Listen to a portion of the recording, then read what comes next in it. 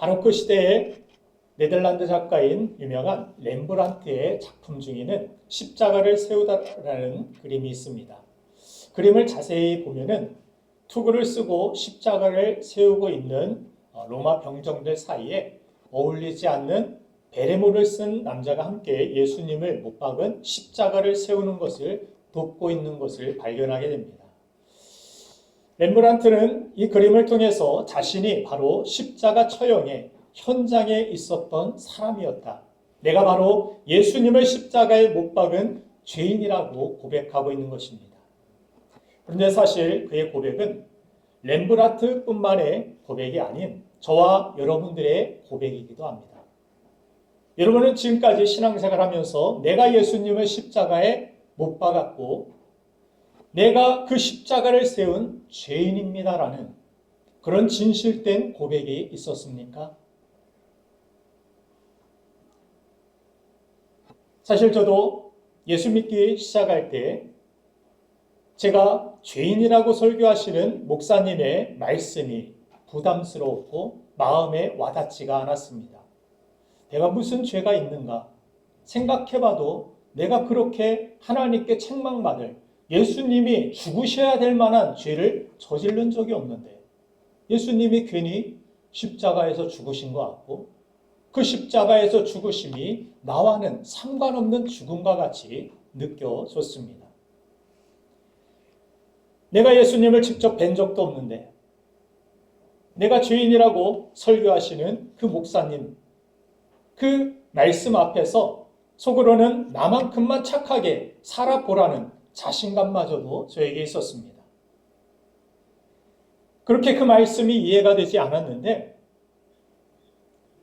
십자가에 달린 예수님이 이해가 되지 않으니까 와닿지가 않으니까 나는 예수님을 십자가에 못 박은 죄인이라는 그 고백이 나에게 있지 않으니까 십자가에 달린 예수님은 저에게 그저 낯선 예수님이었습니다. 어디 먼 나라에서 때로 지하철 선로에 떨어진 사람을 살리기 위해서 자신을 희생한 훌륭한 위인 정도로만 느껴졌습니다. 그렇게 예수님을 그저 먼 나라의 훌륭한 아저씨 정도로 생각하면서도 그럼에도 예배의 자리, 기도의 자리에 섰을 때 성령께서 제 자신이 죄인이며 내 죄를 위해서 예수님께서 십자가에 달리셔야 했구나. 예수님이 흘리신 그 피가 나를 위해 흘려주신 보혈이었음을 깨닫게 하셨습니다. 착하게 살고자 하나 착하지 못한 나를, 용서해야 하나 용서하지 못한 나를, 나누고 베풀어야 함을 알면서도 내 욕심을 내려놓지 못하는 나를, 교회를 다니면서도 창조주 하나님이 없는 것은 아닐까 늘 의심하던 그런 나를, 그 형편없는 죄인인 나를 예수님이 십자가에 달리셔서 나의 죄를 위하여서 보혈을 흘려주셨구나라는 것을 진심으로 깨닫고 회개하게 됐을 때 죄인인 나를 있는 모습 그대로 사랑하시고 용서해 주시고 하나님의 가족으로 그렇게 내가 받아들여진 은혜를 깨닫게 되었을 때 십자가에 달린 예수님은 더 이상 먼 나라의 낯선 예수님이 아니라 이제 나의 사랑이 되었고 나의 구주가 되었고 나의 하나님이시라는 고백을 할 수 있게 되었습니다. 그 후에는 십자가는 저에게 단순히 어떤 역사의 흔적이 아니라 너무도 감사한 현재의 구원의 사건이 된 것입니다. 이처럼 예수님은 죄인을 구하기 위해 오셨기 때문에 죄인으로서의 내가 예수님을 마주해야만 합니다. 예수님을 십자가에 못 박아본 사람만이 내 욕심과 죄로 인해서 예수님을 못 박아 죽게 만들었음에도 그 예수님은 나를 포기하지 않고 나를 오히려 끝까지 사랑하신 그 크신 그 깊은 은혜를 깨닫게 되는 것입니다. 여러분들 예수님 못 박아 보셨습니까? 없으시다면 예수님 못 박으시길 바랍니다. 내가 못 박았습니다 라는 그 고백이 있게 되기를 간절히 바랍니다. 남이 못 박았어요. 저 사람 때문에 죽은 거지 나 때문에 죽은 건 아닙니다. 그런 고백 가운데서는 주님의 사랑을 알 수가 없습니다. 저는 오늘 이 말씀을 듣는 여러분들 모두의 마음에 내 죄를 위해 아들을 내어주신 하나님의 놀라운 그 크신 사랑을 깨닫는 은혜가 있기를 주님의 이름으로 축원합니다. 이 은혜를 경험하게 될 때 우리는 비로소 못 박은 자의 삶에서 이제 못 박힌 자의 삶을 살아갈 수 있습니다.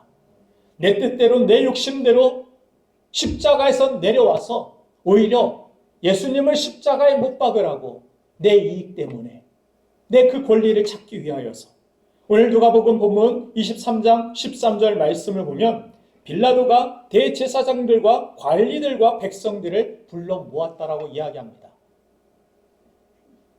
예수님을 죄인이라고 끌고 왔는데 죄를 찾을 수가 없습니다.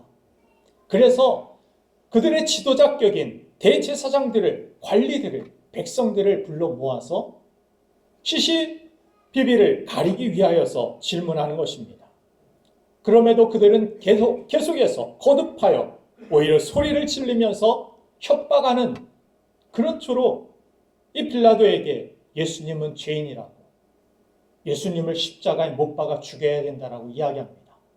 그리고 나서 강도였던, 흉악죄였던 바라바라는 사람을 대신 놓아주고 예수님은 죽이라고 그렇게 이야기합니다. 대제사장들, 리더들 아닙니까? 백성들을 하나님께로 인도해야 될, 바른 길로 이끌어야 될 리더들 아닙니까? 그러나 그들이 왜 이렇게 예수님을 죽이지 못해서 안달난 사람처럼 예수님을 십자가에 못 박아 죽이라고 이야기했습니까? 예수님 때문에 그들의 기득권이 위협을 받았기 때문입니다. 자꾸 예수님을 민중들이 따라다니고 예수 그리스도가 자신들이 누리고 자신들의 지도권, 자신들의 리더십을 다 빼앗아가는 것 같아서 위기를 느낀 것입니다. 사람들이 우리 말을 듣지 않고 사람들이 우리를 높게 그렇게 숭고한 사람처럼 여기고 따라야 되는데 다 예수님을 따르고 있고 이 예수님을 죽이고자 하는 그런 결정을 이 유대인 대제사장들과 관리들, 서기관들이 함께 모여서 그런 결정들을 내리고 민중들을 불러일으켜서 예수님을 잡아 죽이는 판단을 하게 된 것입니다. 예수님의 이 은혜를, 그 사랑을 깨닫지 못하고 그저 종교 생활만, 자신의 기득권을 위하여, 자신의 유익만을 위하여, 자신의 돈벌이만을 위하여서 신앙생활을 한다라면 결국에는 내게 도움이 되지 않고 내게 유익되지 않는 예수님은 얼마든지 언제든지 십자가에 달아 죽이라고 외치는 군중의 자리에 우리도 서게 될 수밖에 없는 것입니다.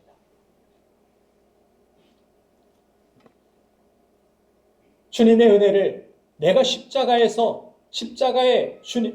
주님을 못 박았구나, 주님을 내가 핍박했구나, 그 사실을 깨닫게 된 사도 바울이 갈라디아서 2장 20절에서 예수님을 핍박했음에도 십자가의 그 지극한 사랑으로 그 크신 은혜로 나를 용서해 주신 그 용서받은 죄인인 바울이 이런 고백을 하나님 앞에 드립니다. 같이 한번 읽겠습니다. 시작.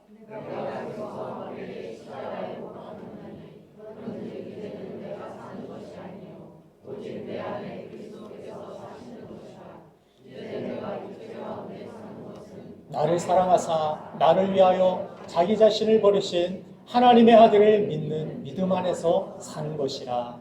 아멘. 내가 그리스도와 함께 십자가에 못 박혔나니 그 전에 네가 나를 핍박하는 자다, 이런 음성을 들은 사도 바울이 핍박의 자리, 못 박는 자리에서 이제 내가 십자가에 달리는 자리에 서겠습니다. 그런즉 이제 내가 십자가에 못 박혔습니다. 예수님이 십자가에 못 박히신 것은 내가 못 박혀야 될 그 자리에 대신 예수님이 달리신 것이고, 예수님이 나를 사랑하사 이렇게 내가 예수 믿는 자들을 잡아 죽이는 데 앞장섬에도 나를 용서하시고 나를 사용하시고자 하시는 하나님의 그 끝인 은혜에 감사함으로 이제는 내가 사는 것이 아니요 내 안에 사시는 예수 그리스도께서 사시는 삶, 그런 삶을 향하여서 자발적으로 자원하는 심령으로 기꺼이 나아갔던 것입니다.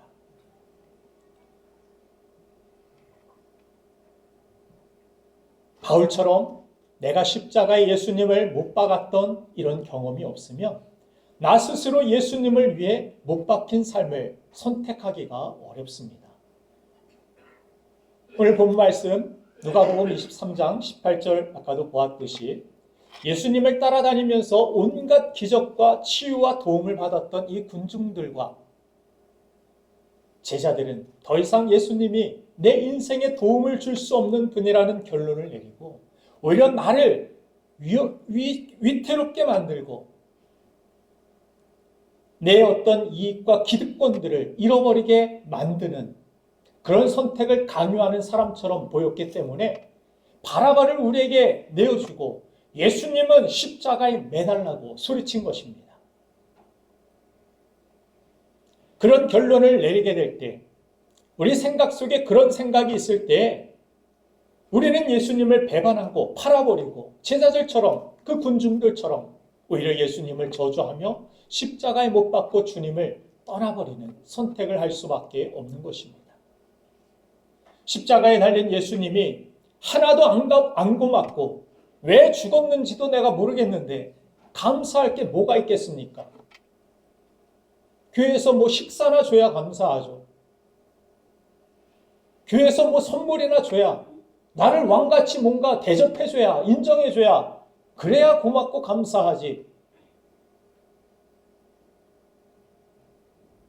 하나님은 하나도 안 고마운데 내가 뭐 얻어갈 것도 없고 얻은 것도 없는데 나에게 도움이 된 적이 한 번도 없는데 내 하나님은, 그 십자가에 달린 예수님은, 그렇게 낯선 예수님은 나에게 아무런 영향도 아무런 변화도 진정한 하나님의 사랑도 느끼지 못하게 한다는 것입니다.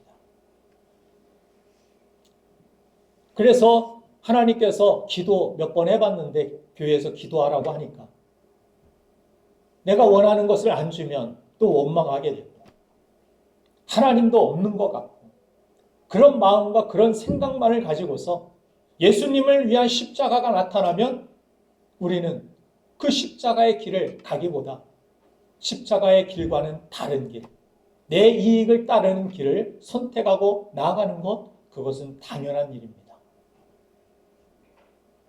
그런 사람을 비난하거나 하나님은 욕하신 적이 없습니다. 그럼에도 불구하고 나를 포기하지 않는 하나님의 사랑, 오늘도 이 부족한 종을 통하여서 십자가의 그 사랑을, 다른 누군가를 향한 그 사랑이 아닌 나를 향한 그 십자가의 사랑이 오늘도 변함없이 우리를 향하고 있다는 사실, 이것이 복음이라는 것을 우리에게 말씀하여 주시는 줄로 믿습니다. 결국 유대인들은 예수님을 강도의 한 무리라는 인상을 주고서 극단적인 죄인으로 몰기 위해서 강도 바라바를 놓아주고 예수님을 십자가에 매답니다. 그리고 그 양편에 강도들과 함께 십자가에 달리게 하므로 예수님도 이런 강도와 똑같은 그런 부류다, 이런 인상을 많은 사람들에게 끼친 것입니다. 여러분들, 고난에도 영광스러운 고난이 있고 수치스러운 고난이 있습니다. 그런데 악한 마귀가 우리를 넘어뜨리고자 할 때 쓰는 방법은 하나님 주신 십자가의 고난을 수치로 만들어버리는 것입니다. 마귀의 시험은 내가 하고 있는 하나님이 맡겨주신 일들이 영광스럽게 느껴지지 않도록 하는 일입니다. 자꾸 우리의 시선이 하나님이 아닌 사람을 바라보면서 십자가 밑에서 나를 조롱하고 나에게 욕하고 내가 그들을 위하여서 헌신하고 희생함에도 불구하고 그들은 오히려 침을 뱉고 욕하고 수근수근거립니다. 자꾸 그 사람들이 크게 보이기 시작합니다. 이것이 마귀의 시험입니다. 예수님께서 그래서 이 마귀의 시험에, 이 마귀의 올무에 넘어지지 않기 위하여 겟세마네 동산에서 그토록 하나님만을 바라보고 간절히 기도하셨던 것입니다. 우리에게 맡겨주신 사명, 우리에게 맡겨주신 거룩한 사역들이 있다라면 기도하지 않고서는 그 일들을 우리는 감당할 수 없는 것은 그냥 어떤 공식이 아닙니다. 이것은 현실이기 때문입니다. 기도하지 않으면 사람의 소리가 크게 들립니다. 제가 전도사 때 차 운행을 하는데 꼬마가 전도사님 3분 늦었어요. 제가 그날 눈이 와가지고 눈길에 얼마나 조마조마하고 긴장을 하고 아침에 밥도 못 먹고 일찍 일어나가지고 그 아이들 태우려고 그런 거룩한 하나님의 사명, 그 마음을 가지고 주님 마음 가지고 갔는데 문 열자마자 그렇게 오시느라고 뭐 힘드셨죠? 이게 아니에요. 어린 아이니까 그럴 수 있어요. 어린 아이랑 무슨 소리를 못 하겠습니까? 꼬마가. 그런데 그 소리가 저에게 크게 들리더라는 거예요. 내가 이 일을 계속 하는 게 맞는가? 현타가 오더라고요. 요즘 말. 내가 이 꼬맹이에게 이런 소리 듣자고 이 일을 하는 건가? 그런 회의감이 밀려오더라는 것입니다. 마귀의 시험은 그렇게 내가 하고 있는 일을 하나님의 거룩한, 하나님이 기뻐하실 만한 일들을 영광스럽게 느껴지지 못하게 하고 사람 바라보면서 사람의 소리를 크게 들으면서 아무도 존경하지 않는, 인정하지도 않는 무가치한 일들로 그렇게 느껴지게 한다는 것입니다. 내 마음에, 내 생각 속에. 내가 정말 할 일이 없어서 이런 일을 하고 있는가? 그런 비참함을 느끼게 만드는 것입니다. 미국에서도 어떤 저희 계획과 또 아내의 꿈과 아이들의 어떤 미래나 장래 이런 것들을 다 내려놓고 한국 이 작은 교회에 왔더니 대부분 환영해 주셨습니다. 너무 감사했어요. 그런데 몇몇 이상한 사람들이 말하는 소리들이 들리기 시작합니다. 사람이 10명 중에 9명이 나를 환대해주고 좋은 말 해줘도 한 사람이 나를 꼬집어 뜯는 말을 하고 나에게 이상한 말을 하는 그 소리가 9사람의 어떤 칭찬과 환영보다 더 크게 우리에게 느껴지고 그게 더 오래 남을 때가 많이 있습니다. 그러면서 내가 이러려고 여기 왔는가? 이런 회의감을 느끼게 하고 나에게 맡겨주신 사명이 하나도 영광스럽게 느껴지지 않고 오히려 내가 버리고 싶은, 내가 어떻게 해서든지 피해야 될 그런 십자가로 느껴지게 만들더라는 것입니다. 실제로 농어촌, 낙도에서 또 선교지에서 진실되게 목회하는 그런 목회자분들이 계십니다. 근데 안타까운 일들이 일어나는데 많은 분들이 사람들의 어떤 평가 때문에 정말 힘들어 하신다는 것입니다. 그런 힘든 가운데 목사님은 어떻게든 막 기도하고 버티기도 하지만 사모님들이 곁에서 사모님은 목회자가 내가 되겠다 하신 분들이 아니라 목사님이 목사님 되시니까 그냥 나는 자동적으로 다른 일을 하다가 사모가 되어서 곁에서 그렇게 보좌하고 헌신하고 그러면서 이상한 이야기들을 하는 그분들 때문에 정말 우울감을 느끼고 여러 가지 안타까운 그런 마음들을 가지고 사시는 그 상처가 이루 말할 수 없는 그러한 분들을 저는 많이 경험했습니다. 그래서 농촌이나 그런 낙도에서 사역하시는 분들을 이렇게 평가합니다. 저 사람들은 도시에서는 뭐 실력으로 밀리니까 농촌으로 왔다고. 그러니까 이 작은 교회에서 사역하고 있는 거라고. 그렇게 무시하듯 그러면서 종부리듯 함부로 대한다라는 것입니다.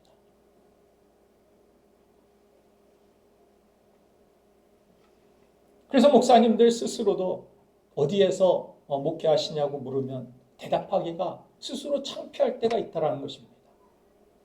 그런 곳들은 아무나 갈 수 없는 곳이기 때문에 나 아니면 안 되기에 하나님께서 맡겨주신 특별한 사명이고 영광된 십자가의 사명인데 마귀는 사람들의 평가와 말들로 인해서 수치스러운 십자가로 느끼게 만든다는 것입니다.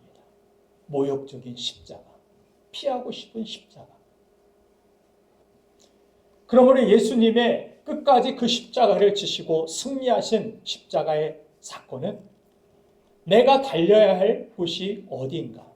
사람의 배신감, 서운함, 사람들의 평가와 태도에 관계없이 내가 예배의 자리에, 사명의 자리에, 부르심의 그 책임을 충성스럽게 감당하고 있는가라는 그런 질문이기도 합니다.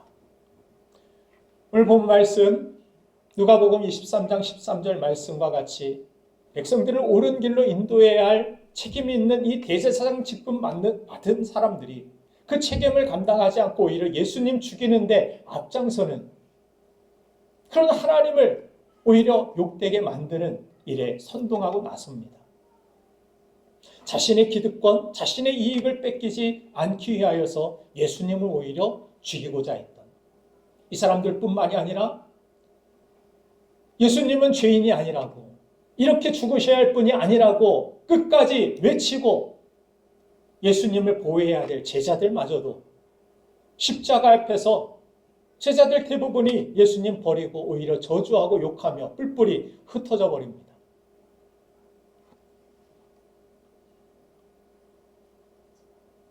주님의 사랑을 몰랐기 때문입니다.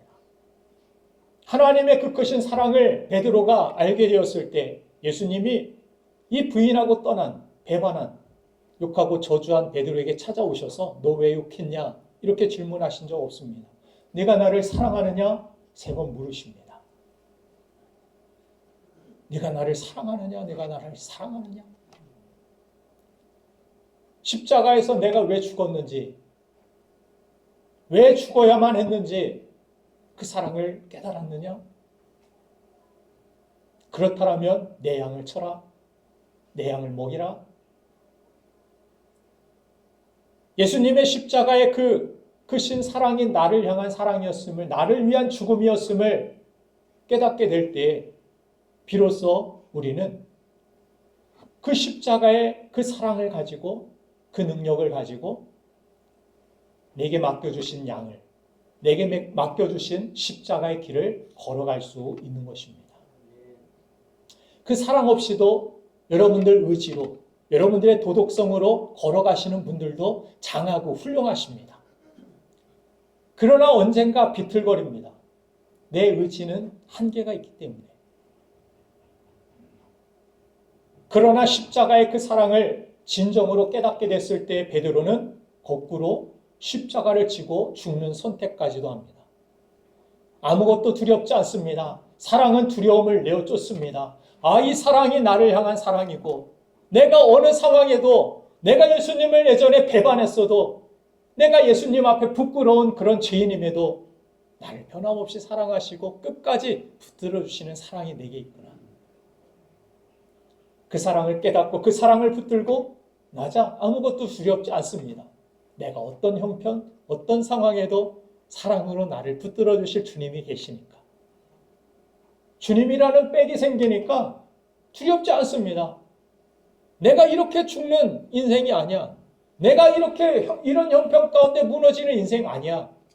하나님은 오히려 십자가라는 저주스럽고 고통스러운 그곳을, 그 현장을 부활이라는 영광된 현장으로 바꿔주신 것 같이 나를 사랑하시는 주님은 나를 그렇게 사용하실 수 있고 그렇게 나와 함께 하시는 분이야 라는 그런 자신감이 있을 때 세상이 두렵지 않습니다. 죽음이 두렵지 않습니다. 다른 사람의 수군거림, 교회에서 받는 사람의 상처 두렵지 않습니다. 때로 힘들지만, 어렵지만, 마음에 걸리기도 하고 기분 나쁘지만 금방 이겨낼 수 있습니다. 주님 바라보십시오. 주님 사랑 붙드십시오.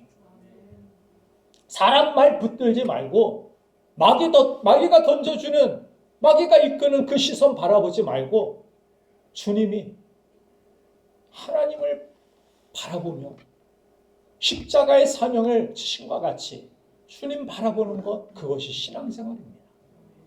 오늘 예배가 중요한 것은 예배를 통하여 우리는 이 말씀을 통하여 다시 주님을 바라보기 때문입니다. 나를 위하여 십자가 주신 주님을, 그 사랑으로 나를 용서하시고 나를 오늘도 새롭게 하시고 함께 하시는 주님, 그 주님 바라볼 때 우리 마음에 있었던 두려움과 근심과 짜증과 불평과 원망이 사라지고 내 안에 찬송이, 내 안에 감사가, 내 안에 기쁨이 충만하게 되는 역사가 일어나는 현장, 이것이 예배인 줄로 믿습니다. 그래서 우리가 주님의 사랑을 알게 됐을 때 이 빌라도처럼 책임을 회피하거나 대제사장들처럼 자신에게 맡겨주신 책임을 회피하지 아니하고 맡겨주신 사명에 충성됨으로 일하다가 주님 오셨을 때 뭘 인정하고 뭘 주님이 평가하실까요? 십자가 얼마나 잘 너가 지혜롭게 피해 다녔느냐, 요리조리 네 계획으로 얼마나 그냥 피하면서 살았느냐, 이걸 주님께서 인정하시고 평가하실까요? 잘했다 충성된 종이라는 평가를 받은 사람들은 왜 힘듦이 없었겠습니까? 왜 갈등이 없었겠습니까? 왜 고민이 없었겠습니까? 왜 상처가 없었겠습니까? 그러나 주인이 오실 때까지 하는 겁니다. 주인이 오실 때까지, 주님이 평가하실 때까지 사람의 평가, 내 평가, 내 자신의 어떤 생각, 판단 내려놓고 그냥 나아가는 것입니다. 그것이 충성이기 때문입니다. 충성의 열매가 그래서 가장 귀한 것입니다. 뭐 큰 교회에서 얼마나 뭘 했느냐? 내가 뭘 했느냐? 아무것도 평가하지 마십시오. 그날에 주님이 평가하십니다. 주님이 오실 때 주님만 상대하십시오. 사람을 상대하면서 사람과의 관계 속에서 우리 살아가지만 너무 사람에게 집착하지 마십시오. 나에게 있는 사명, 그것이 무엇인지, 내가 달려야 할 십자가가 어디에 있는지, 그것을 여러분들 생각하시고 분별하십시오. 교회도 요즘은 책임감 많이 안 주는 그러한 교회가 인기라고 합니다. 많이 부담 안 주는 교회, 그냥 쓱 왔다 싹 가면은, 그렇죠? 얼마나, 그렇죠? 내 어떤 하나님 앞에서 믿음은 있는데 어떤 예배의 의무나 이런 것들 다 한 것 같고, 이런 종교적인 어떤 열심이나 이런 것들에 만족하고 내 만족 찾아서 돌아가는 것, 이것은 진정한 예배가 아닙니다. 내 만족이 채우는 것이 예배가 아니라 나에게 은혜 주신, 십자가의 그 사랑 주신 하나님께 감사와 영광을 올려드리는 것, 이것이 예배가 되어야 될 줄로 믿습니다. 예배는 그래서 드림입니다. 그렇게 영광을 돌릴 때 우리 삶 속에 베풀어 주신 하나님의 은혜와 능력과 인도하심을 받는 삶, 그런 선순환이 우리의 삶 속에서 이루어져야 됩니다.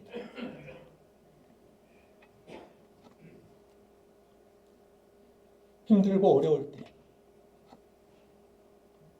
교회가 연약할 때 끝까지 나에게 주신 사명과 그 자리를 지키며 나아가는 분들 보면 얼마나 존경스럽고 얼마나 감사한지 몰라요. 그래서 저에게 큰 교회로 오라는 초빙이 왔을 때 저도 끝까지 여러분들과 함께 할 것을 이 시간 여러분들에게 말씀드립니다. 안 믿어지시죠? 몇 번 왔어요. 미국에서도 오고 경기도에서도 오고.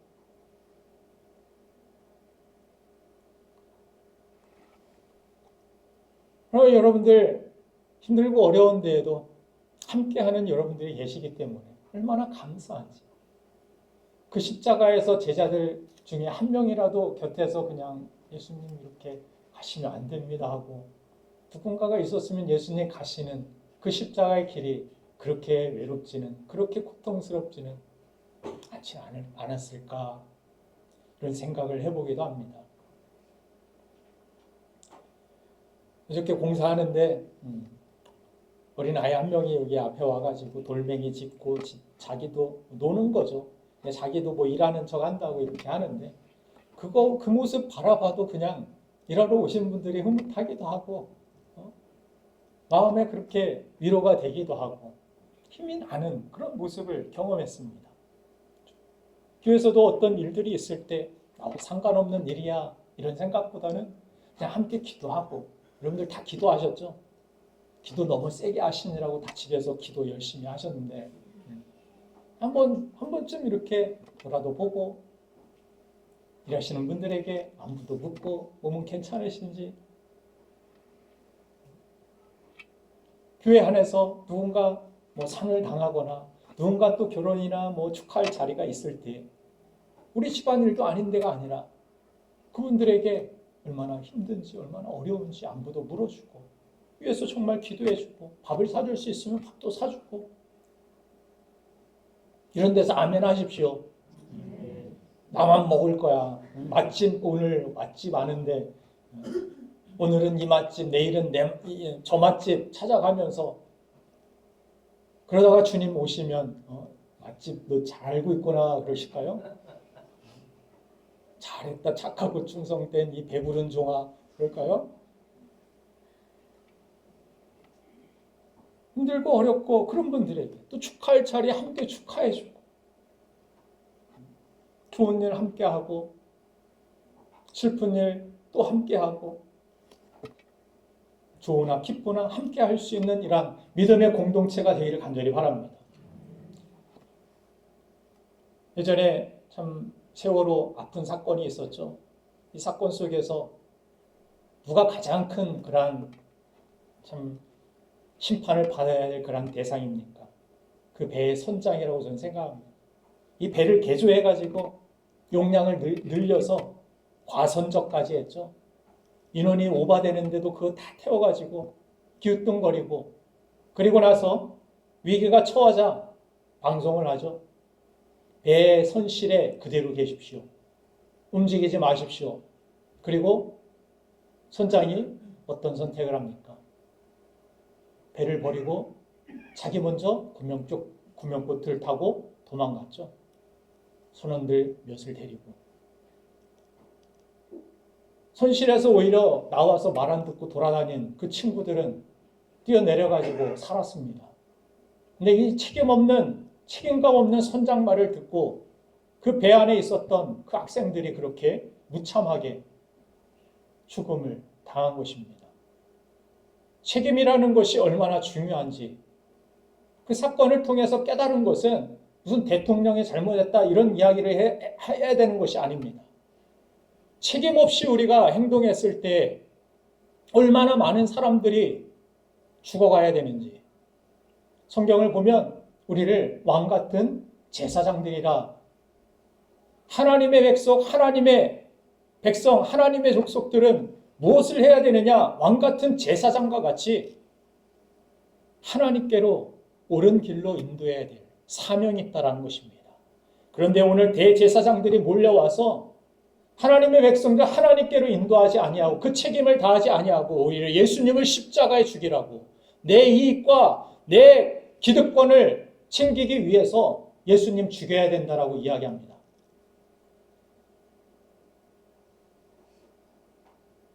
왕 같은 제사장과 같은 우리 성도들이 이 세상을 살아가면서 우리에게 맡겨주신 십자가의 사명, 내가 매달려야 될 그 십자가를 피하게 될 때, 내 기득권과 내 이익만을 추구하여 살아갈 때 누군가는 내 욕심 챙기는 그 시간에 죽을 수 있다는 사실.